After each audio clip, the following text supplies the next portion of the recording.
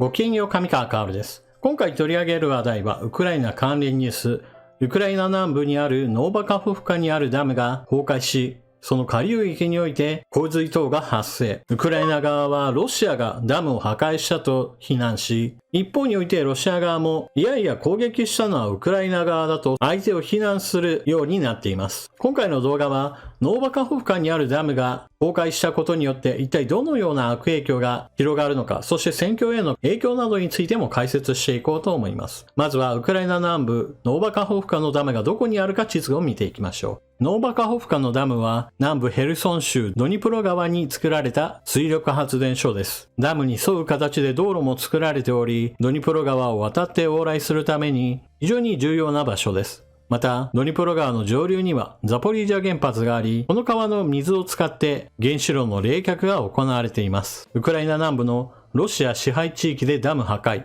洪水が発生、互いを非難。ウクライナとロシアの両軍によると、ウクライナ南部のロシア支配地域にある巨大なカホフカダムが6日に破壊され、周辺で洪水が発生した。両軍ともに破壊を相手側の責任としている。高さ30メートル、長さ 3.2 キロのこのダムは、カホフカ水力発電所の一部として、ソ連時代の1956年にドニプロ川に建設された。2014年にロシアに併合されたクリミア半島や、同じくロシアの支配下にあるザポリージャ原発にも水を供給している。ロシア国営タス通信によると、今のところ同原発に重大な危険はない。ダム周辺の約80集落が破壊の影響を受ける可能性があるという。国際原子力機関 IAEA は、同原発に安全上のリスクは当面ないが、状況を注意深く監視していると表明した。同原発の責任者も、現時点で原発に対する脅威はないとした。ウクライナ軍はロシア軍がダムを爆破したと非難した。一方、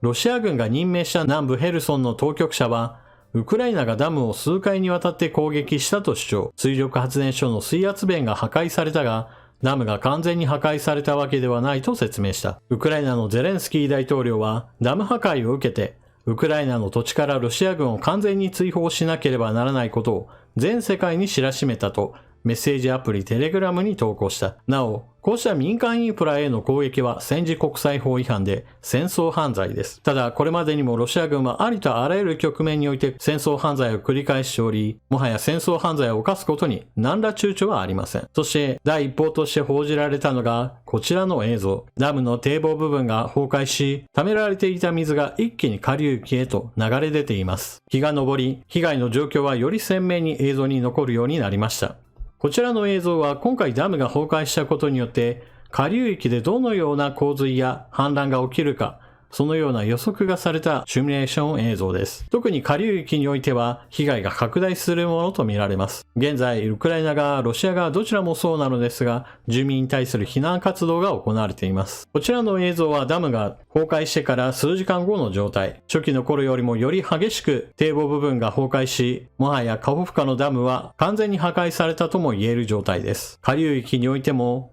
水がかなり流れ込んできている様子がわかります。そして今回、ロシア側はウクライナが攻撃したと言い、ウクライナ側はロシア側がこれを破壊したんだというふうに相手を非難しているわけですが、少なくともダムを完全に破壊してしまいかねないようなことをした前科はロシア側にあります。2022年、ウクライナ軍が領土を奪還する上において、ドニプロ川の西岸地域にもロシア軍は占領地域を広げていました。これを撃退することに成功した際、ロシア側は追撃を阻むためにカホフカの道路部分を自ら爆破し、ウクライナ軍がそれ以上進めないようにしました。その時の映像がこちら。ウクライナ軍の行く手を遮るためとはいえ、かなり大量の爆薬を仕掛けて道路部分が破壊されたことがこの映像からわかります。ロシア側はウクライナ側が砲撃したから今回のようなことが起きたと言っていますが、砲撃ではこのような大爆発は起きません。最後に一つ補足。ドニプロ川の水はクリミア半島にとって重要な水源です。かつてはクリミア運河を使ってドニプロ川の水がクリミア半島に供給され、人々に飲料水や農業用水、工業用水へと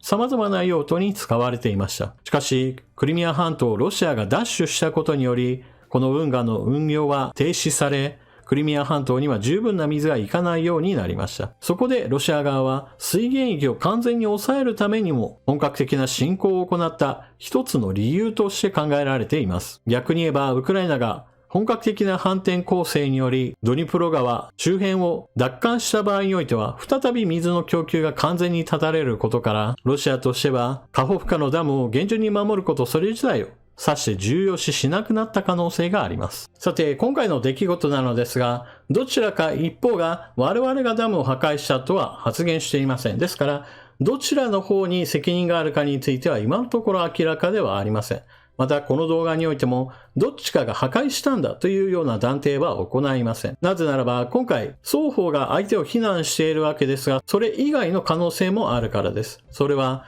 ロシア軍による管理不全です。去年ロシア軍がドニプロ川西岸地域から撤退する時において道路部分を自ら爆破しウクライナ軍の追撃をそこで食い止めました。それ以後においてもロシア側はこの地域において支配権をまだ確立しており、ノーバカホフカのダムの管理も彼らが実質的に担ってきました。しかし彼らの管理下においてその管理はあまりにも不十分で、水門が壊れた状態で放置され、以前から水の流出が続いていました。ですから、もしかしたらそれによってダム本体への亀裂などが深まり、崩壊が徐々に進んだ結果として、今回大規模な崩落を起こしたのではないかといった可能性も一応はあるわけです。ですから、誰かが悪いという話になった場合に、どっちみちロシア側の方が悪いという話になります。そもそもロシア軍がウクライナに本格的な侵攻を行わなければ、このような事態は決して発生しなかったからです。また、ウクライナ側がこれから反転攻勢を行って領土奪還をするぞと、まさに準備を進めている段階において、ノーバカホフカのダムを自ら破壊する可能性というのは非常に小さいものです。なぜならば下流域において洪水が起きるといっただけの話ではなく、このダムによって貯められている水がまさに農業用水として活用されたりもするわけですから、ダムが崩壊してしまった、水力発電所としての機能も失ってしまった、さらには上流域においてもザポリージャ原発の取水に問題が発生するかもしれないとなれば、ウクライナ側にとっては今だけの問題ではなく領土奪還した後においても継続的に問題が続くことから、このようなことを行うメリットというのは全く存在しないからです。一方でロシア側の方がもしも故意に破壊したとすれば、基本的に彼らにとっては嫌がらせをする焦土作戦を行った可能性があるわけです。焦土作戦というのは自分たちの占領地域をまさに有毒な地域にすることによってウクライナ軍の前進を阻んだり、もしくは奪い返されたとしてもそこがお荷物になるような状態にすることです。例えばロシア軍はウクライナの戦場においては大量に砲弾をばらまいて穀倉地帯を重金属汚染を非常に進めています。これは戦争の結果として起こっている重金属汚染なわけですが、すでにウクライナの戦場では100万発以上の砲弾が炸裂しているわけですから、それに伴う汚染というのも各地において発生しています。これらの土壌を回復させるためには何十年単位という時間が必要になるはずです。しかし、ロシア側はそのようなことを別に気にしてはいませんから、土壌汚染などの問題を問題視している人そのものがいない可能性があります。同様にして、今回カホフカのダムが崩壊し、農業用水や飲料水として使えないようになる地域が大量に発生したとしても、だからなんだというふうな考え方がロシア側にあることは十分に想像できます。クリミア半島に水を持ってくることができなかったとしても、そのような状態はそもそも2014年のクリミアを強引に奪い取った時から発生した問題であり、別にその状態に戻るだけというふうに考えれば、プーチン大統領は別に気にしない可能性があるわけです。クリミア半島に住む人たちにとってはこの上なく迷惑な話ですが、少なくともプーチン大統領と国民感情の間には全く大きな隔たりがあり、この隔たりが埋まることはありません。同じようにしてザポリージャ原発においても、ドニプロ川の水位が猛烈に下がって、それに伴って冷却水の確保が難しいような状況になったとしても、